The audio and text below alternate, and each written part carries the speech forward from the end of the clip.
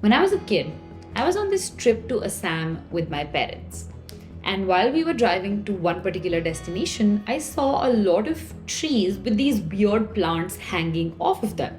The local guide told us that these were parasitic plants and they had to be removed regularly, otherwise, they would kill the trees.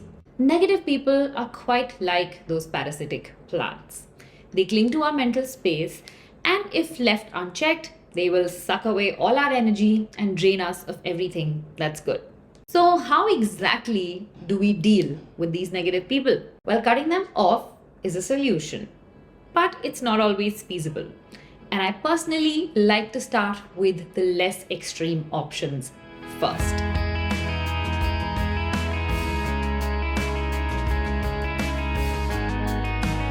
Now, this is the more prevention is better than cure side of things. And it is the most important. I can tell you for a fact that working on my mindset has been the single biggest, most useful tool that I have in my arsenal for dealing with negative people. And I will make a dedicated video on how to build mental resilience, on how to do the self-work. But for now, I want to remind you of this. People can't drive you crazy if you don't give them the keys. Now, this is actually the title of a book by Dr. Mike Bechtel, and I absolutely love it. I judge books by their covers because it's not just a title, it's also a life lesson in itself. This is one lesson that you need to keep reminding yourself of because it puts the power back in your hand. It not only helps us manage our mind and our emotions better, but it also tells us that other people don't have as much power over us as we think.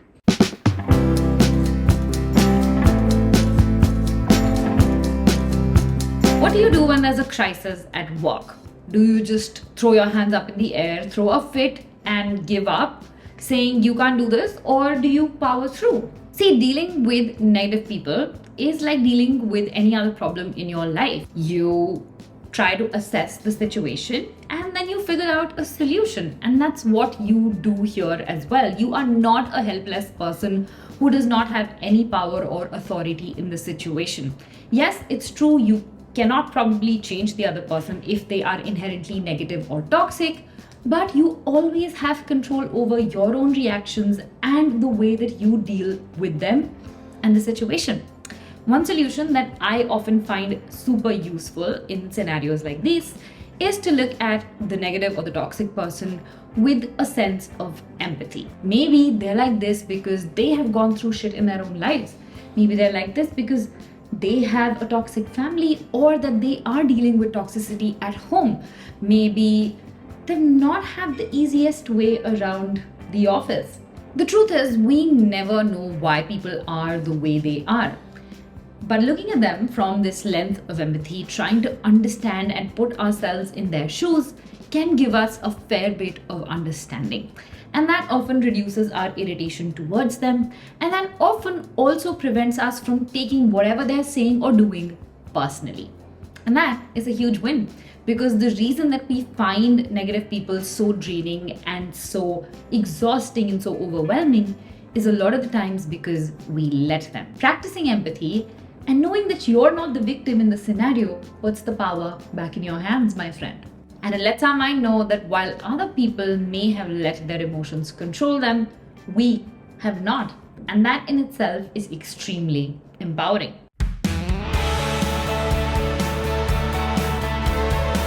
Now, another thing that practicing empathy does is that it gives you more power to be non-reactive. And when you act with intention around a negative or a toxic person, you kind of take away their impact on you. It signals to your brain that you are, in fact, in the driver's seat. Now, there are two ways that I usually put this into practice. The first is actually not responding to what they are saying or what they're suggesting and just nodding along whenever we are having a conversation. Now, what this does is, one, it gets that interaction over very, very quickly. Because if I was to indulge in the conversation or respond or react or give an opinion, it would just drag that out a lot longer than I want it to be. And the second thing that I tend to do in case of work tasks, if I'm dealing with a toxic coworker or in case of immediate family or wherever my immediate family is involved, I just ask for some time to get back. Instead of just agreeing or disagreeing in the moment, I just ask for time to respond and think about the subject and then get back in due time. And that gives me enough time to think about it clearly, rationally before I give back a response.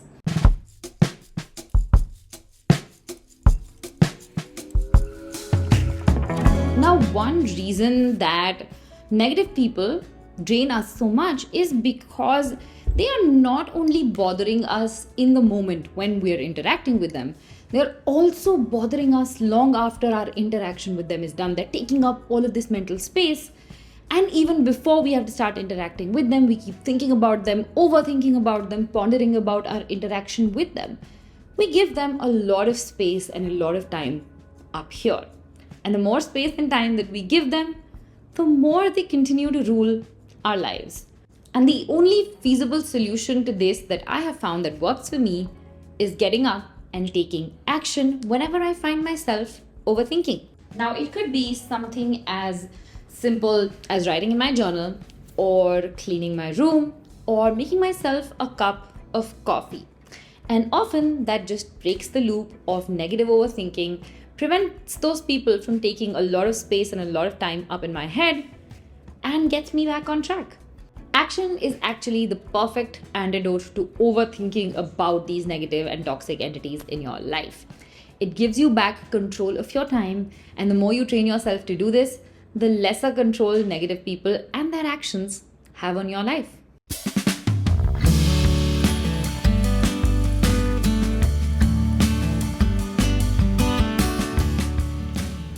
Now, despite all of that, I have often found myself violating my own boundaries. If I set a boundary of not interacting or not meeting with a toxic person very often, sometimes I might get pressured into doing so, and it's not the best experience. I have this aunt who is super critical, super judgmental, and I had made it a point to not go to family gatherings where she was also coming, and not go to her house so that I don't have to interact with her one-on-one. But at one such gathering, I ended up going because everybody else was, and they kind of pressured me, and I just said yes. And it turned out to be a huge mistake because my whole night was ruined. We ended up having an argument while at the party itself. And since then, I have definitely gotten better at it. I now tend to not violate my own boundaries, and I tend to enforce them more strongly. But that does not always mean that you outrightly say no. There's always a nuance to these things. So if you are not gelling with somebody in your family or somebody at work, there are always excuses that you can come up with, and that's what I do instead of just point blank saying that I don't like this person and that's why I'm not going to come. Well, that doesn't always play out right. And this way, when you make an excuse or when you just excuse yourself from the situation, you're able to softly and gently go away, do your own thing without being bothered by or bothering other people.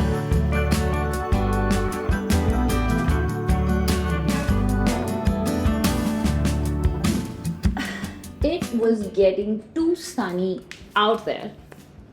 This is better, right? This looks nice. Oh, I like this frame. Maybe we'll shoot more videos here.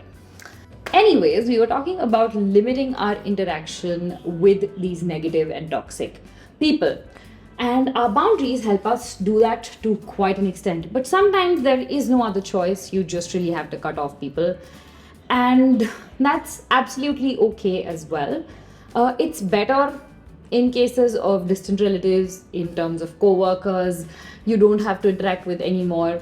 But a lot of the times, you have people in your life who are negative and toxic who you just can't completely cut off. And sometimes doing that can be disempowering as well, because it can signal to your brain that you are just running away from the situation instead of dealing with it. So what do you do in a situation like that? So in my case, with friends and acquaintances, I tend to just limit interaction. I will not text them, call them. I won't take the initiative of doing this.